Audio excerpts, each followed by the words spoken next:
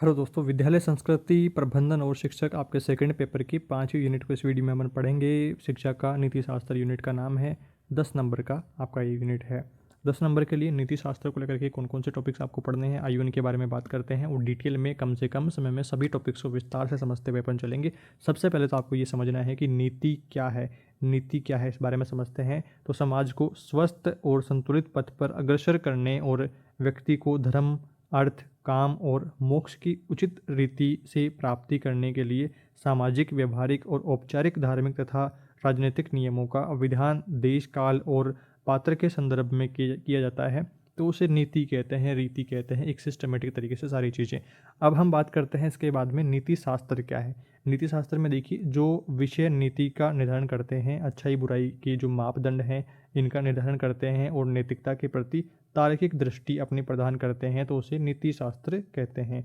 जो जीवन रहने योग्य है उसका निर्धारण जीवन स्वयं करता है, किंतु वह जीवन जीने योग्य क्यों है इसका विवेचन नीति शास्त्र के विज्ञान से ही संभव है। तो सबसे पहले आपको नीति के बारे में ध्यान में रखना है, फिर नीति शास्त्र के बारे में ध्यान रखना है। अब हम बात करते हैं मूल्य क्या है। मूल्य को लेकर के अंग्रेजी के वैल्यू का पर्याय क्या है, मूल्य। तो वैल्यू को मतलब VALUE, इंग्लिश मीनिंग ध्यान रखनी है। लेटिन के वेलियर से ये आया है, VALERE, वेलियर से ये आया है लेटिन भाषा के अंग्रेजी वाला वैल्यू। और वैल्यू का पर्याय क्या है, मूल्य, और जिसका अर्थ क्या है, योग्यता, उपयोगिता या फिर महत्व।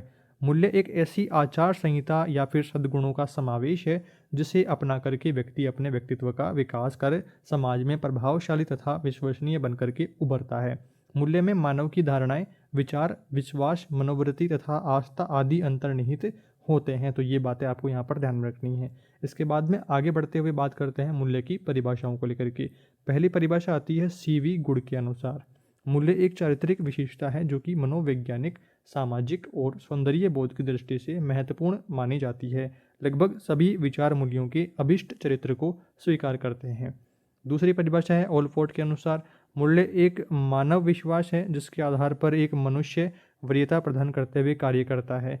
तीसरी परिभाषा है JR फ्रेंकल के अनुसार परिभाषा देखिए, मूल्य आचार, सौंदर्य, कुशलता तथा महत्व के वे मानदंड हैं जिनका लोग समर्थन करते हैं, जिसके साथ में वे जीते हैं तथा जिन्हें कायम रखते हैं। चौथी परिभाषा है ऑक्सफोर्ड अंग्रेजी शब्दकोश में ये परिभाषा क्या दी गई कि इसमें मूल्य को महत्ता, उपयोगिता, वांछनीयता तथा उन गुणों के रूप में परिभाषित किया है जिस पर ये निर्भर है। 4 परिभाषाएं जिनमें सबसे पहले आपको यहाँ पर देखिए क्या ध्यान में रखना है कि गुण की जो परिभाषा है, CV गुण की जो परिभाषा है, इसमें व्यक्ति के मूल्य को चारित्रिक विशेषता बताया गया है और विचार जो मूल्य हैं इसको चरित्र को स्वीकार करना, तो मतलब चारित्रिक विशेषता एक यहाँ पर बताई गई है CV गुण के अनुसार। पहली बात यहाँ पर की पॉइंट आपको ध्यान रखने पर फोकस करना है। दूसरी परिभाषा ओलपोर्ट के अनुसार यहाँ पर बात हुई है, तो मानव विश्वास को लेकर के यहाँ पर बात हुई है और मनुष्य को यहाँ पर वरीयता प्रदान किया गया है। इसके बाद में तीसरी परिभाषा आती है JR फ्रेंकल के अनुसार। तो इसमें यहाँ पर क्या हुआ है कि आचार, सौंदर्य, कुशलता, महत्व के जो मानदंड हैं इनको यहाँ पर मूल्य यहाँ पर प्रदान किया गया है, वरीयता दी गई है जिसके वह कायम रहता है।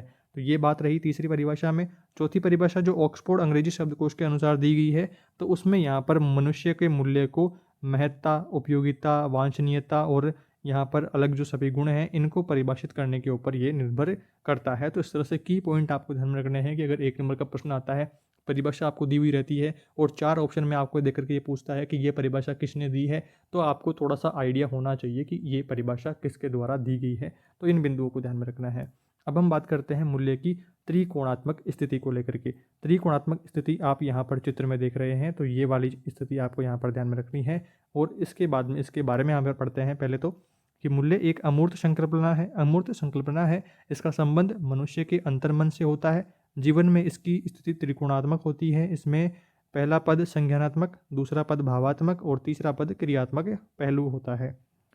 चित्र में तीनों पहलू यहाँ पर बखूबी दर्शाए गए हैं, तीनों आपस में जुड़े हुए हैं, मूल्य के ये तीनों पहलू हैं। तो यहाँ पर चित्र इस तरह से ध्यान रखिएगा। इसके बाद में मूल्यों के महत्व को लेकर के अपन बात करते हैं। मूल्यों का महत्व सबसे पहला यहाँ पर आता है, व्यक्तिगत विकास में मूल्यों का क्या महत्व है। मूल्यों के ज्ञान द्वारा व्यक्ति का संपूर्ण विकास संभव है। प्रत्येक व्यक्ति में कार्य तथा व्यवहार की जो क्षमता है इसकी उत्पत्ति मूल्यों के द्वारा ही होती है। व्यक्तित्व मानवीय और सामाजिक, आध्यात्मिक और राजनीतिक मूल्यों का ज्ञान प्राप्त करके अपने व्यक्तित्व का विकास कर सकता है। तो व्यक्तित्व विकास में मूल्यों की महत्वता है। दूसरा बिंदु, सांस्कृतिक विकास में मूल्यों की महत्वता। तो व्यक्ति की सांस्कृतिक विकास में भी सांस्कृतिक विचार तथा मूल्यों की ही भूमिका होती है। अतः सांस्कृतिक विकास का आधार मूल्यों को ही माना जाता है। अतिथि देवो भव, मातृत्व परदारेषु जैसी जो मान्यताएं हैं, ये सांस्कृतिक मूल्यों में अपने यहाँ पर है। तो सांस्कृतिक मूल्यों में भी मूल्य की यहाँ पर सांस्कृतिक विकास में भी मूल्यों की महत्वपूर्ण भूमिका है। इसके बाद में तीसरा बिंदु है सामाजिक विकास में। हमारे भारतीय समाज में दहेज बहुत पवित्र और उच्च कोटि का दान माना जाता था, जो कि कन्या के पिता द्वारा कन्यादान के समय दिया जाता था। परंतु मूल्यों के पतन के कारण वह दहेज दानव के रूप में माना जाता है, क्योंकि दहेज प्रथा के मूल्यों में परिवर्तन हो गया है। इस उदाहरण में यह स्पष्ट होता है कि सामाजिक परंपराओं एवं मूल्यों के द्वारा समाज का विकास संभव है तथा पतन भी संभव है। अतः मूल्यों का उचित अर्थों में ज्ञान प्रयोग समाज का उत्थान के मार्ग पर ले जाता है। वसुदैव कुटुंबकम सामाजिक मूल्यों को समर्थन देना ही कहलाता है। तो इस तरह से बिंदु यहाँ पर ध्यान रखने हैं। दहेज प्रथा का पतन वगैरह ये सारी चीज़ें नॉर्मल बेसिक पता ही है आपको कि दहेज पहले यहाँ पर कन्यादान यहाँ पर पवित्र एक दान माना जाता था, पर अभी के तौर पर दहेज इतने पैसे, गाड़ी घोड़े, तो वो सारी चीज़ें यहाँ पर है। तो ये सब बेसिक जानकारी है, आप जानते हैं, इनके बारे में ज़्यादा कुछ बात करने की ज़रूरत है नहीं। हम यहाँ पर बात करते हैं मूल्यों के प्रकारों को लेकर के। पहला प्रकार है व्यक्तिक मूल्य। व्यक्तिगत जीवन से संबंधित मूल्य जैसे सत्य, अहिंसा, धैर्य, सहिष्णुता, मृदुता, करुणा, निडरता, कर्तव्यनिष्ठता, स्वावलंबन, ईमानदारी आदि।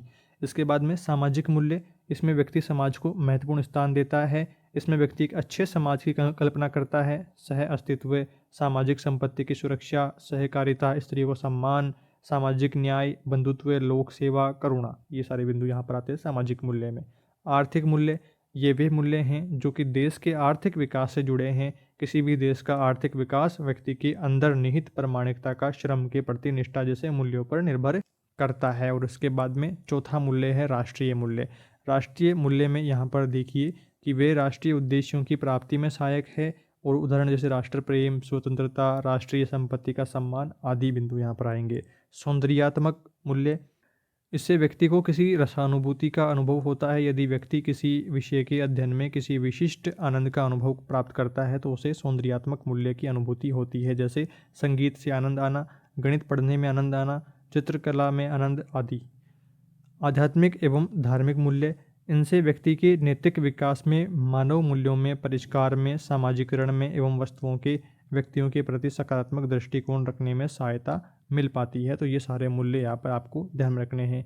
इसके बाद में अब हम बात करते हैं नैतिक मूल्यों का शिक्षा पर क्या प्रभाव पड़ता है। ये भी महत्वपूर्ण बिंदु एक रहता है कि किसी समाज को व्यवस्थित चलाने के लिए समाज के घटकों के सामूहिक एवं व्यक्तिगत विकास के लिए कुछ नीति नियमों की रचना की गई है। प्रत्येक व्यक्ति से यह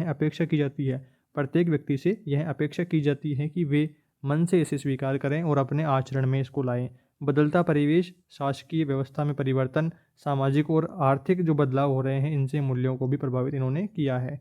नए संदर्भों में मूल्यों की नई तरह से स्थापना की गई और इन नए मूल्यों को आधार मान करके शिक्षा व्यवस्था में भी परिवर्तन करे गए। बदलते मूल्य यहाँ पर शिक्षा में परिवर्तन की अनेक जो तथ्य हैं इनको सामने लाए हैं और इनके आधार पर शिक्षा के उद्देश्यों में, पाठ्यचर्या में और शिक्षण विधियों में भी आदि परिवर्तन हुए हैं। यहाँ इनका संक्षिप्त वर्णन प्रस्तुत है। इस बारे में पहला बिंदु यहाँ पर अपन देखते हैं कि नैतिक मूल्य और शिक्षा के उद्देश्यों को लेकर के समाजशास्त्रियों ने मूल्य आधारित आचरण के लिए शिक्षण व्यवस्था की। यह शिक्षण परिवार, पड़ोस एवं समाज द्वारा अप्रत्यक्ष रूप से तथा विद्यालय में प्रत्यक्ष रूप से दिया जाता है। स्वतंत्रता से पूर्व शिक्षा का आधार दर्शन रहा। स्वतंत्रता के पश्चात औद्योगिक प्रगति व विकास को ध्यान में रखते हुए शिक्षा व्यवस्था की गई। इसके पश्चात वैज्ञानिक दृष्टिकोण एवं तकनीकी के माध्यम से तकनीकी से आधारित उद्देश्य यहाँ पर निर्धारित करे गए। वर्तमान में गिरते मूल्यों को ध्यान में रख करके शिक्षा के उद्देश्यों में परिवर्तन करके मूल्य परक शिक्षा व्यवस्था का विचार किया गया। फलस्वरूप शिक्षा व्यवस्था में परिवर्तन हो रहा है। इस प्रकार बदलते हुए मूल्यों के साथ में शिक्षा के उद्देश्यों में भी परिवर्तन हो रहा है। तो ये सारी बातें यहाँ पर ध्यान रखनी है। दूसरा बिंदु देखिए, नैतिक मूल्य एवं शिक्षा की पाठ्यचर्या के बारे में बात करते हैं। नैतिक मूल्य और शिक्षा की पाठ्यचर्या, इसमें देखिए शिक्षा मूल्यपरक हो, ऐसा निश्चित हो जाने के पश्चात में मूल्यों के शिक्षण के लिए पाठ्यचर्या में भी परिवर्तन हो रहा है। भिन्न भिन्न विषयों के साथ में मूल्य शिक्षा के आयाम जोड़ने का प्रयास चल पड़ा है। पृथक विषय के रूप में भी मूल्य शिक्षा की पाठ्यचर्या का निर्माण किया जा रहा है। भाषा, इतिहास, नागरिक शास्त्र, भूगोल आदि विषय के साथ में मूल्य आधारित शिक्षा विषय वस्तु का निर्माण किया जाता है। तो नैतिक मूल्य और शिक्षा की पाठ्यचर्या के बारे में ये कुछ बातें ध्यान में रखनी है। इसके बाद में अपन बात करते हैं तीसरा बिंदु, नैतिक मूल्य और शिक्षण विधियों के बारे में।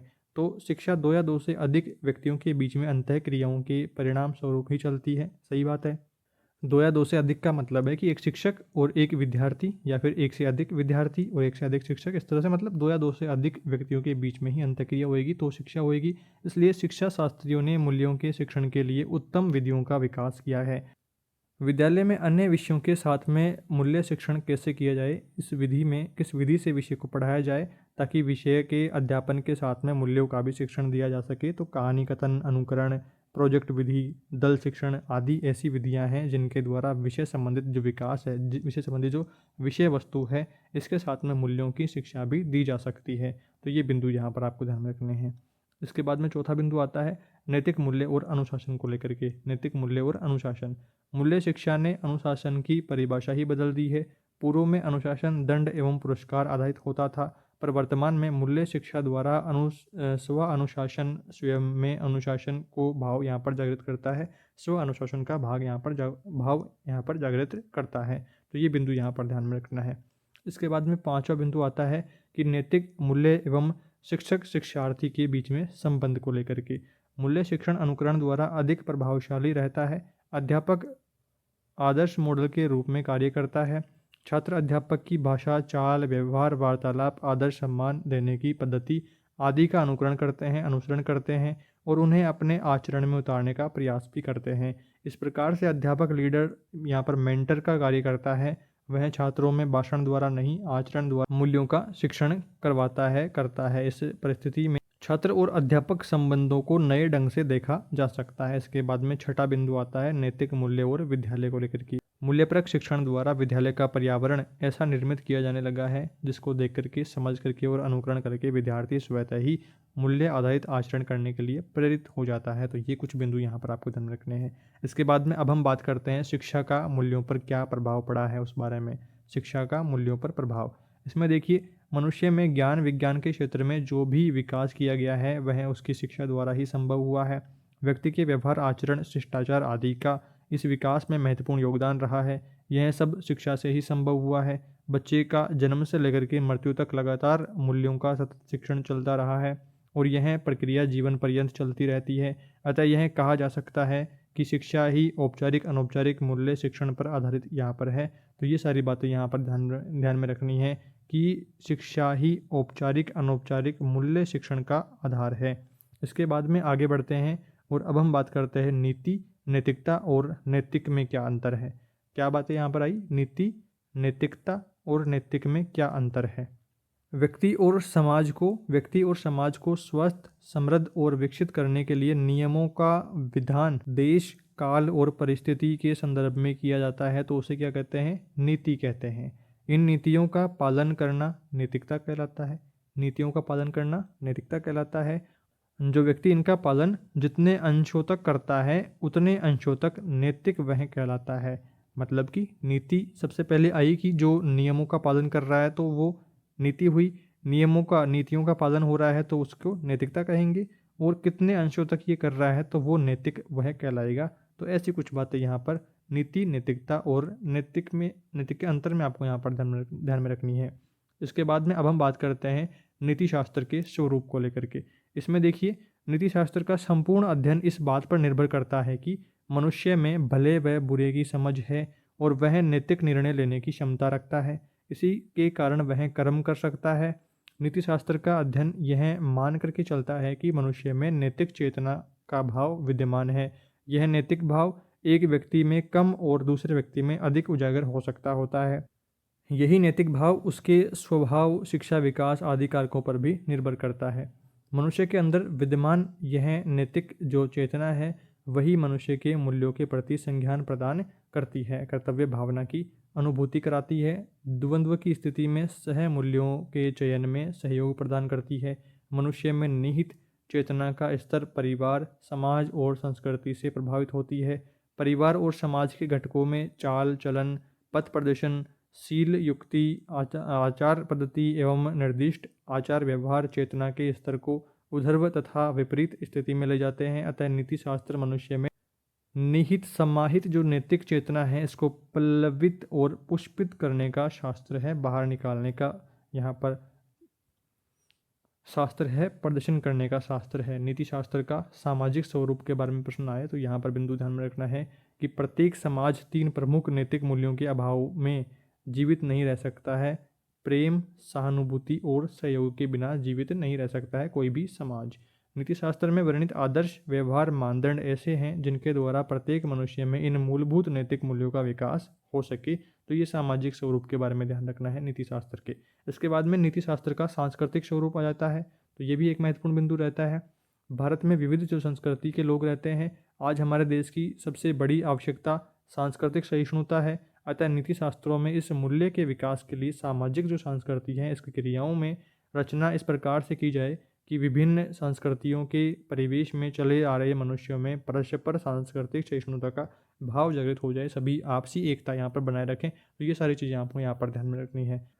इस तरह से हमारा ये 5वां यूनिट यहाँ पर कंप्लीट होता है। आई होप आपने ठीक प्रकार से सारे बिंदुओं को समझ लिया है। यहाँ पर जो बेसिकली मेन जो फोकस रहा है वो नीति को लेकर के बात हुई है और मूल्यों को लेकर के बात हुई है, तो इन्हीं को आपको यहाँ पर ध्यान में रखना है। और हमने कोशिश करी है कम से कम समय में सभी टॉपिक्स को संक्षेप में यहाँ पर हमने समझने की कोशिश करी है। आई होप आपके सारे टॉपिक समझ में आ गए होंगे। कोई दिक्कत समस्या रहे तो कमेंट करिएगा। चैनल पर नए हैं तो सब्सक्राइब करें, बेल नोटिफिकेशन भी जरूर से ऑन करें ताकि इसी प्रकार से आपकी एग्जाम तैयारी हो सके, कम समय में आपकी अच्छी तैयारी हो सके। आपके सेकंड पेपर के बाकी सभी यूनिट्स को एक साथ देखने के लिए प्लेलिस्ट ऑप्शन पर आपको जाना है, वहाँ से आप यूनिट वाइज सारी वीडियोस को देख करके अपनी एग्जाम तैयारी बहुत कम समय में बहुत अच्छी कर पाएंगे। और काफ़ी सारे स्टूडेंट्स के पीडीएफ को लेकर के कमेंट्स आ रहे थे, तो आपको पीडीएफ चाहिए सभी सब्जेक्ट्स की तो आपको नीचे डिस्क्रिप्शन में अपने टेलीग्राम चैनल का लिंक दिया हुआ है, वहाँ से आप संपर्क करेंगे। नाम मात्र की फीस में आपको आपके सभी सब्जेक्ट्स की पीडीएफ प्रोवाइड करवा दी जाएगी। बाकी जो वीडियोज़ देख करके तैयारी कर रहे हैं तो वीडियोज़ आप आराम से देखिएगा, प्लेलिस्ट ऑप्शन पर जाएंगे, यूनिट वाइज सारी वीडियोज़ आपको मिल जाने वाले हैं। बहुत कम समय में बहुत अच्छी तैयारी आपकी इन वीडियो से हो जाने वाली है। वीडियो को लाइक करें, चैनल पर नए हैं तो सब्सक्राइब करें। Thank you for watching this video.